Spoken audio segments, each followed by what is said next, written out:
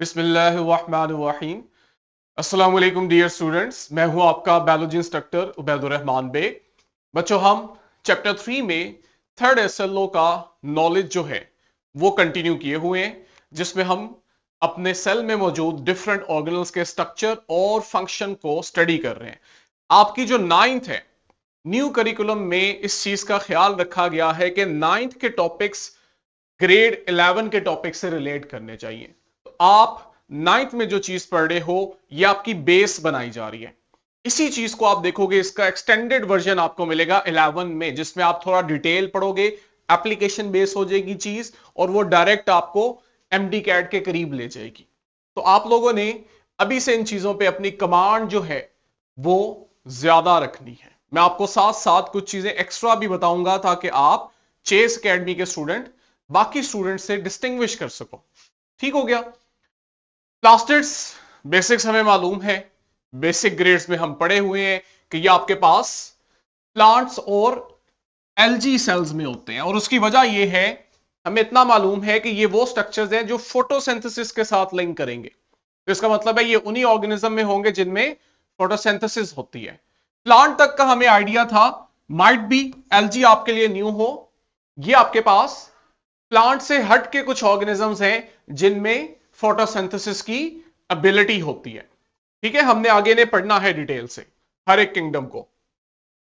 They do different functions, और वो functions क्या है कि ये फूड बना भी रहे हैं और स्टोर भी कर रहे हैं। अब आपको मेकिंग का शायद आइडिया हो कि कौन सा स्ट्रक्चर है जो फूड मेकिंग में इन्वॉल्व होता है, लेकिन माइट बी आपको स्टोरिंग में आइडिया ना हो। ठीक है, बीहा का मैं आंसर जो है उसको पढ़ता हूं। स्टोरिंग के अंदर मुझे बताओ कौन से वाले प्लाज्मिड्स हैं जो फूड मेकिंग में, जो फूड मेकिंग करते हैं। आइडिया है उस प्लास्टिड का नाम?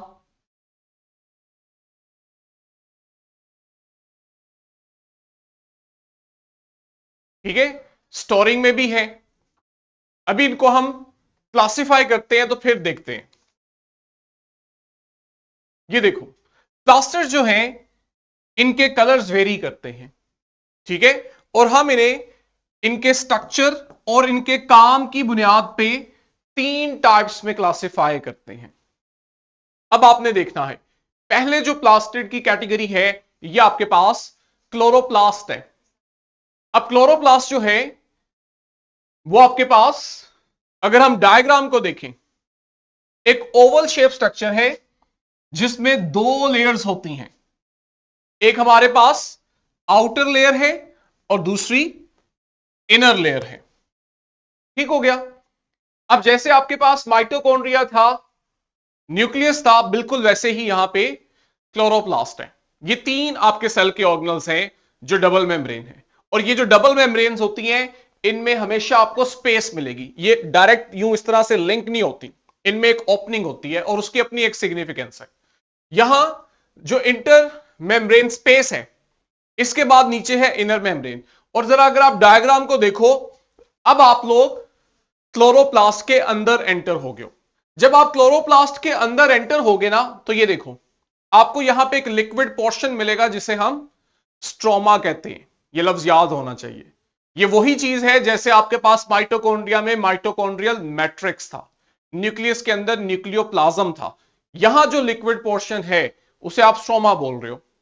स्ट्रोमा के अंदर ना आपको थर्ड मेम्ब्रेन नेटवर्क, मैं वर्ड यूज कर रहा हूं थर्ड, पहली तो हमने दो पढ़ ली है, आउटर मेम्ब्रेन इनर मेम्ब्रेन। उसके अंदर ना हमें एक और छोटी छोटी मेम्ब्रेन्स का नेटवर्क मिलता है जिसे हम कहते हैं ये थर्ड मेम्ब्रेन नेटवर्क है। वो जो आपके पास मेम्ब्रेन स्ट्रक्चर होता है, उस अकेले स्ट्रक्चर को हम नाम देते हैं थैलाकॉइड। ये वो स्ट्रक्चर है जिसके ऊपर एक स्पेशल ग्रीन पिगमेंट पड़ा हुआ है जो फोटोसिंथेसिस में अपना रोल प्ले करता है। और जब ये थैलाकॉइड एक दूसरे के ऊपर अरेंज होते हैं और अरेंज होके यूं एक कॉलम स्ट्रक्चर बनाते हैं तो हम इसे ग्रेनम बोलते हैं। ठीक है, और हर थैलाकॉइड के अंदर अंदर कैविटी है मजीद। ठीक है, एक तो आपके पास क्लोरोप्लास्ट में कैविटी या खाली जगह है जहां स्ट्रोमा पड़ा हुआ है और ये थैलाकॉइड्स पड़े हुए हैं। जब आप थैलाकॉइड्स को भी अंदर से देखते हो तो आप देखते हो बाहर से थैलाकॉइड के अराउंड एक मेम्ब्रेन है और अंदर उसके मजीद कैविटी है जिसे हम कहते हैं थैलाकोइड स्पेस या ल्यूमेन। ठीक है, और साथ ही साथ डायग्राम हमें दिखा रही है कि माइटोकॉन्ड्रिया की तरह इसके पास भी एक अनयूजुअल फीचर है और वो ये कि इसके पास भी डीएनए है और डीएनए के साथ राइबोसोम। जब दो चीजें मिल गई है, डीएनए और राइबोसोम, इसका मतलब है ये स्ट्रक्चर अपनी बहुत सी प्रोटीन खुद बनाएगा और ये सेल्फ रेप्लिकेटिंग हो गया है। इसको न्यूक्लियस के ऊपर डिपेंडेंट होने की जरूरत नहीं है, ये प्लांट सेल की जरूरत के मुताबिक रेप्लिकेट कर सकता है खुद ब खुद और उसमें नंबर ऑफ क्लोरोप्लास्ट इंक्रीज करवा सकता है। अब ये हमने डायग्राम से इंटरप्रिटेशन की है। डायग्राम पे मैं इसलिए ज्यादा फोकस कर रहा हूं कि ये बात मैं आप लोगों को समझा चुका हूं। फेडरल बोर्ड ने अगले साल से पेपर स्ट्रेटजी चेंज करनी है। एक काम जो सबसे इंपॉर्टेंट उसने किया है कि पेपर एसएलओ बेस होगा, किसी किताब से नहीं होगा, करिकुलम के एसएलओ से लिया जाएगा। दूसरा मैंने आपको हाईलाइट किया था मॉडल क्वेश्चन पेपर दिखा के डायग्राम बेस्ड क्वेश्चन बहुत ज्यादा होंगे, इनकी रेशियो बढ़ाई गई है, इसलिए हमें डायग्राम पे स्पेशल फोकस करना है, ज्यादा से ज्यादा इंफॉर्मेशन यहां से एक्सट्रैक्ट करनी है और इसके ज्यादा से ज्यादा पॉइंट्स हमने याद रखने हैं ताकि अगर लेबलिंग वाला क्वेश्चन आ जाए एमसीक्यूज में हमारे लिए मुश्किल ना हो। ठीक है, डीएनए है, राइबोसोम है, बिल्कुल उसी तरह जिस तरह माइटोकॉन्ड्रिया में है और इसके अंदर जो कैविटी है, स्पेस है, उसमें एक फ्लूइड है, वो फ्लूइड फिल्ड होती है, खाली नहीं होती। इस सारी फ्लूइड फिल्ड स्पेस को हम स्ट्रोमा कह रहे हैं। कहते हैं अब इसके अंदर मजीद स्ट्रक्चर्स हैं जिन्हें हम थैलाकॉइड्स बोलते हैं और ये जो थैलाकॉइड्स हैं ये असल में उसकी इनर मेम्ब्रेन से ओरिजिनेट कर रहे हैं। कॉमन सेंस की बात है ना, अगर मैं आपको इसको एलैबोरेट भी करना चाहूं, लेट्स से आपके पास ये आउटर पोर्शन है और यहां पे इनर पोर्शन है क्लोरोप्लास्ट का, तो बाहर की तरफ आउटर मेम्ब्रेन, अंदर की तरफ इनर मेम्ब्रेन, दोनों के दरमियान इंटर मेम्ब्रेन स्पेस। अब कहते हैं जब आप इनर मेम्ब्रेन को देखते हो ना तो आपको यहां पे कुछ और स्ट्रक्चर्स भी मिलते हैं। इन स्ट्रक्चर को वो थैलाकॉइड्स बोल रहे हैं और उनके बारे में बता रहा है कि आपके पास इनर मेम्ब्रेन से अराइज हो रहे हैं, यानी कि इनर मेम्ब्रेन के साथ अटैच है तो इनर मेम्ब्रेन से ही ये ओरिजिनेट करते हैं जहां इनके राउंड मेम्ब्रेन की कवरिंग होती है। और ये जो सिंगल मेम्ब्रेन बाउंडेड सैक है यहां पे, इसे हम थैलाकॉइड बोलते हैं। इसकी क्या सिग्निफिकेंस है उसको देखते हैं। और ये आपके पास जो कॉलम है इसे हम ग्रैनम अगर सिंगुलर है और अगर सबके लिए वर्ड यूज कर रहे हो तो ग्रेना, ये इसकी सिग्निफिकेंस है जी। क्लोरोप्लास्ट ने फोटोसिंथेसिस करवानी है और क्लोरोप्लास्ट फोटोसिंथेसिस तब करवाता है जब वो सनलाइट को एब्जॉर्ब करके उसे फूड में कन्वर्ट करता है। ठीक है, और फूड में कैसे कन्वर्ट कर रहा होता है, असल में वो उस सनलाइट को केमिकल एनर्जी में कन्वर्ट करता है, वो केमिकल एनर्जी फिर फूड में स्टोर की जाती है। ठीक हो गया, ये जो काम है कि सनलाइट को कैप्चर करना है ताकि आगे उससे फूड बनाया जाए, ये काम इसमें थैलाकॉइड की बहुत ज्यादा सिग्निफिकेंस है। उसकी वजह यह है कि ये जो थैलाकॉइड हमने देखा, इस थैलाकॉइड की, ये एक थैलाकॉइड है, इसकी मेम्ब्रेन पे ना आपके पास एक स्पेशल ग्रीन पिगमेंट होता है थैलाकॉइड की मेम्ब्रेन पे। ये मैं आपको एमसीक्यूज के लिए बता रहा हूं। ये जो थैलाकॉइड की मेम्ब्रेन पे ग्रीन पिगमेंट है इसे हम कहते हैं क्लोरोफिल, यानी क्लोरोफिल जो सनलाइट एब्जॉर्ब कर रहा है जहां से फिर आगे फोटोसिंथेसिस का प्रोसेस स्टार्ट होगा, वो आपके पास थैलाकॉइड की मेम्ब्रेन पे पड़ा है। और ये ग्रीन पिगमेंट है इसलिए आप देखोगे आपको थैलाकॉइड ग्रीन नजर आएगा। थैलाकॉइड ग्रीन नजर आएगा तो क्लोरोप्लास्ट ग्रीन नजर आएगा। क्लोरोप्लास्ट ग्रीन नजर आएगा तो आपको पूरा प्लांट या उसका वो पोर्शन जैसे लीफ हो गए वो ग्रीन नजर आएंगे। ठीक है, तो ये सारी कहानी यहां से स्टार्ट हो रही है क्लोरोफिल से जो थैलाकॉइड मेम्ब्रेन पे है। काम क्या है, सनलाइट को कैप्चर करना, फिर आगे हम देखेंगे उसे कन्वर्जन की जाती है जब हम फोटोसिंथेसिस वाला चैप्टर पढ़ेंगे। लेकिन ये जो क्लोरोफिल मॉलिक्यूल है जो सनलाइट एब्जॉर्ब कर रहे हैं, ये अकेला नहीं है, इसके साथ कुछ और पिगमेंट्स भी हैं जो इसकी मदद करते हैं सनलाइट एब्जॉर्ब करने में, यानी वो भी सनलाइट एब्जॉर्ब कर रहे होते हैं। इन्हें हम बोलते हैं accessory pigments. Main pigment chlorophyll है, लेकिन साथ एसेसरी पिगमेंट्स भी हैं जो सनलाइट की एब्जॉर्प्शन बढ़ाते हैं ताकि ज्यादा लाइट एब्जॉर्ब हो और ज्यादा फोटोसिंथेसिस करवाई जा सके। ये लें जी, ये देखें सात डायग्राम पे जहां आपको एक कंसेप्ट समझाया गया है। क्या हो रहा है? सनलाइट आ रही है और ये देखो ग्रैनम पड़ा हुआ है जहां पे थैलाकोइड है और थैलाकोइड में क्लोरोफिल है। वो इस सनलाइट को एब्जॉर्ब कर रहा है और देखो एक दो केमिकल्स बना के दे रहा है, बस नाम याद कर लो, एटीपी और एनएडीपीएच। ये फिर आगे आ रहे हैं स्ट्रोमा के अंदर, और स्ट्रोमा के अंदर आप देख रहे हो कि एक प्रोसेस हो रहा है केल्विन साइकिल, जिसकी मदद से फूड बनाया जा रहा है, ग्लूकोज। इस प्रोसेस को हम फोटोसिंथेसिस कह रहे हैं। ठीक हो गया। ये जो काम है ये स्टार्ट हुआ क्लोरोप्लास्ट से, और उसमें भी स्पेशली क्लोरोफिल से, जिसने सनलाइट को एब्जॉर्ब करके प्लांट के लिए फूड बना दिया। हमने इस सारे प्रोसेस को नाम दे दिया फोटोसिंथेसिस का। राइट।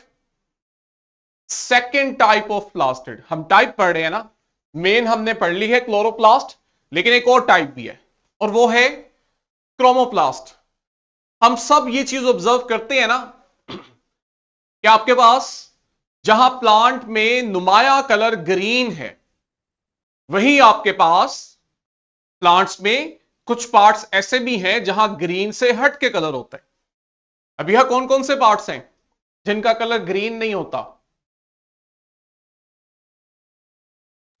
सर फ्लावर्स, और एक और पार्ट है,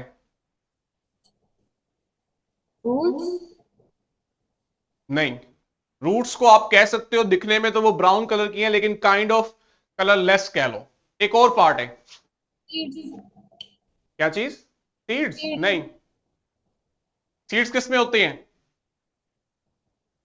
फ्रूट में। Very good. तो आप देखो आपके पास फ्रूट्स और स्पेशली फ्लावर्स जिनमें ज्यादा कलर वैरायटी है, वो आपको डिफरेंट कलर्स के मिलेंगे अदर देन ग्रीन। तो इसका मतलब है कि प्लांट्स के पास सिर्फ क्लोरोप्लास्ट नहीं है जिसके अंदर ग्रीन पिगमेंट क्लोरोफिल है, कुछ और भी स्ट्रक्चर है प्लांट में जो इसे ग्रीन से हट के कलर दे रहे हैं। वो जो सेकंड टाइप ऑफ प्लास्टिड है ना, वो आपके पास है क्रोमोप्लास्ट। इसकी बहुत सिग्निफिकेंस है। ये प्लांट को क्लोरोप्लास्ट की तरह फूड तो नहीं बना के देगा, लेकिन आप देखोगे कि ये प्लांट की ग्रोथ में बड़ा इंपॉर्टेंट रोल प्ले करेगा। अभी मैं आपको इसकी लॉजिक समझाऊंगा। सेकंड टाइप है, डिफरेंट कलर दे रहा है, जिनमें बड़ा कॉमन हम देखते हैं रेड, येलो, ऑरेंज कलर होता है, लेकिन वैरायटी भी है। ठीक है, different from green colour of chlorophyll. Specially हम देखते हैं कि जो फूलों की पत्तियां हैं, फ्लावर पेटल्स हैं और फ्रूट्स हैं, उनमें जो कलर होता है वो क्रोमोप्लास्ट की वजह से है। अब जरा देखो, जो इसकी सिग्निफिकेंस है वो मैं आपको इसके फंक्शन से एलैबोरेट करता हूं। यहां एक लाइन लिखी है कि ये जो डिफरेंट कलर्स दे रहे हैं ना फ्लावर्स को और फ्रूट्स को, उसका महज जो मकसद है वो खूबसूरती नहीं है, उसको एस्थेटिक लुक देना नहीं है कि प्लांट दिखने में खूबसूरत लगे। इसकी सिग्निफिकेंस इससे कहीं बढ़ के है, और वो क्या है? They attract insects for pollination and help spread fruits। वो इंसेक्ट्स को प्लांट्स की तरफ अट्रैक्ट करने में मदद देते हैं, क्रोमोप्लास्ट, जिससे पॉलिनेशन होती है, और दूसरा काम फलों को डिस्ट्रीब्यूट किया जाता है। अभी यहां कुछ सेंस बनती है इसमें प्लांट्स को क्या फायदा हो रहा है अगर इंसेक्ट उसकी तरफ अट्रैक्ट होते हैं और उसका फ्रूट फैलता है? Yes sir. क्या लॉजिक बनती है? सर लॉजिक ऐसे बनती है कि जब वो सीड्स खाते हैं ना, तो वो सीड्स कभी कभार गिर जाते हैं तो वहां पे फिर न्यू प्लांट हो जाता है। Very good. चलो ये तो समझ आ गई कि आपको आइडिया है। What is pollination? Sir pollination होती है जब एक फ्लावर की सीड दूसरे फ्लावर की दूसरे फ्लावर में जाती है, तो लाइक जब सीड उसकी नहीं, सीड्स नीचे गिरती हैं तो उससे फिर एक न्यू फ्लावर आ जाता है।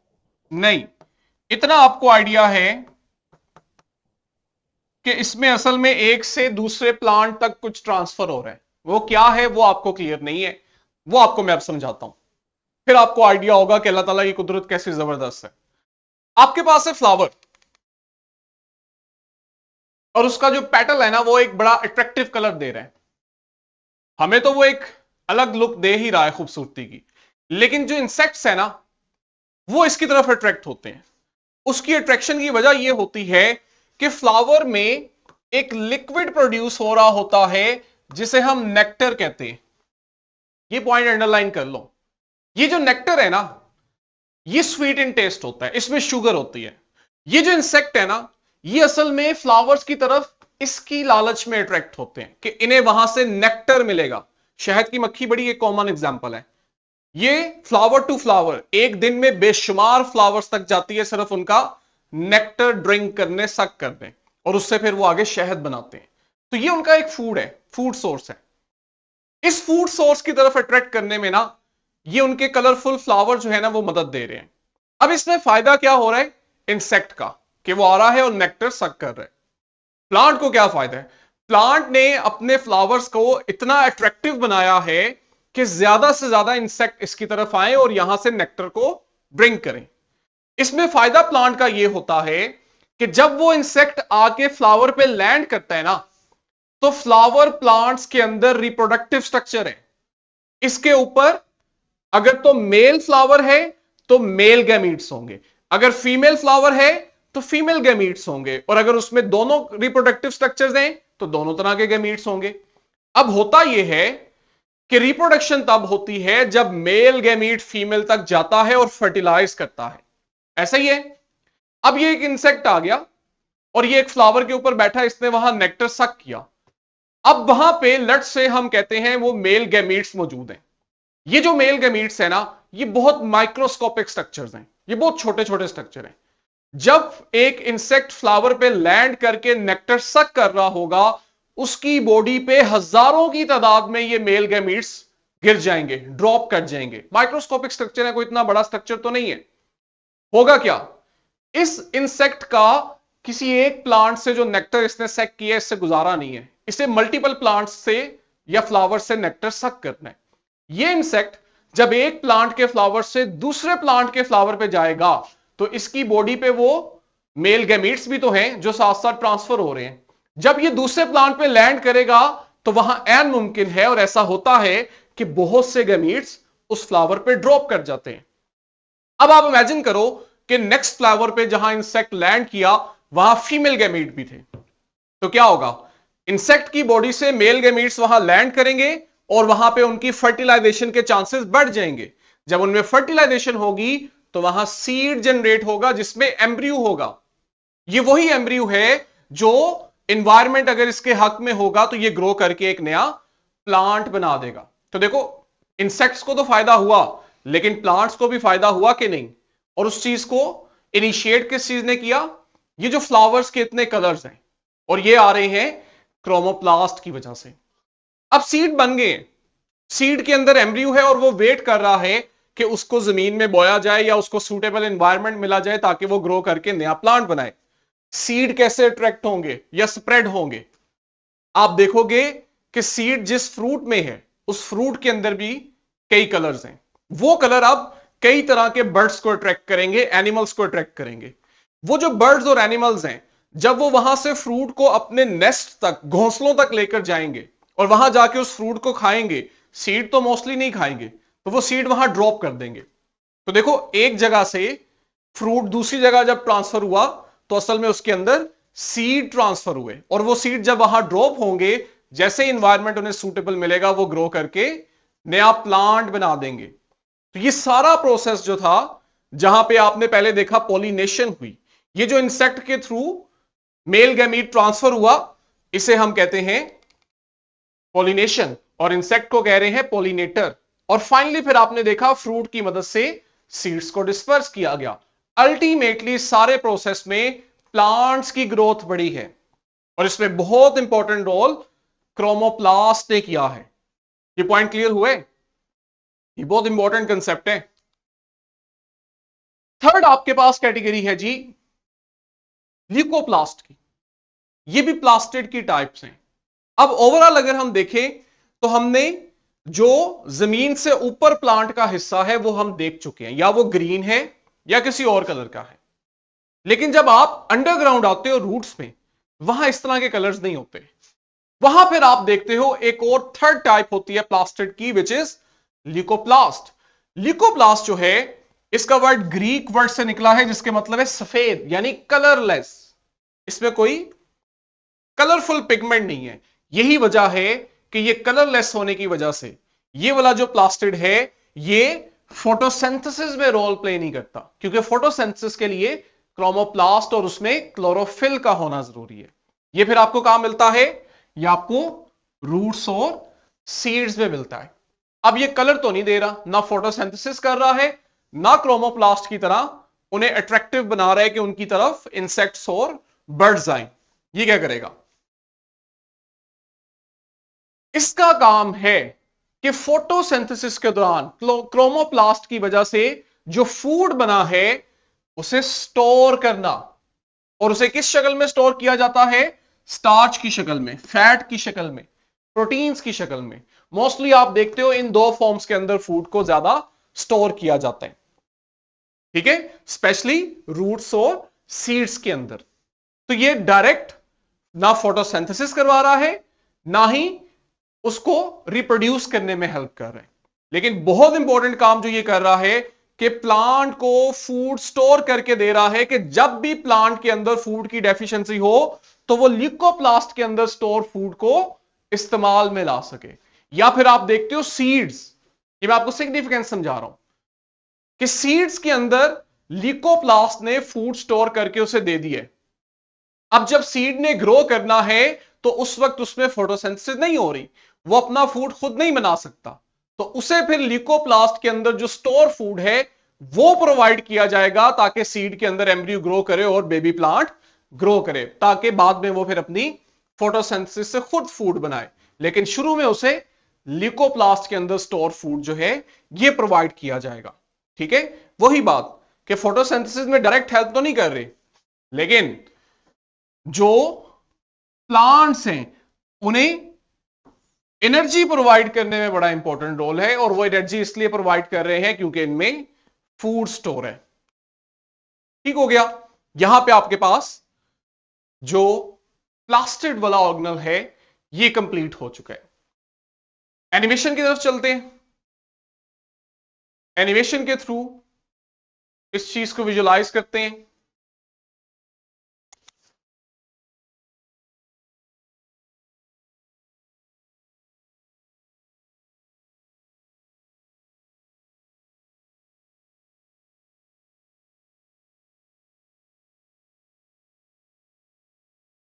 ये ले जी, कि हम आए हैं और प्लास्टिड में यहां हमारे पास क्रोमोप्लास्ट की डायग्राम है। इसको जूम करके अगर हम देखें तो आपके पास आउटर मेम्ब्रेन है, डायसेक्ट किया हुआ है, फिर उसके बाद इनर मेम्ब्रेन है। और इनर मेम्ब्रेन को भी जब आप डायसेक्ट कर रहे हो तो आपको नजर आ रहा है अंदर एक स्पेस है, खलासी है। लेकिन हमने पढ़ा है कि आपके पास ये जो स्पेस है ये एम्प्टी नहीं है, बल्कि इसमें फ्लूइड फिल होता है। इस सारे पोर्शन को ना हम स्ट्रोमा कहते हैं।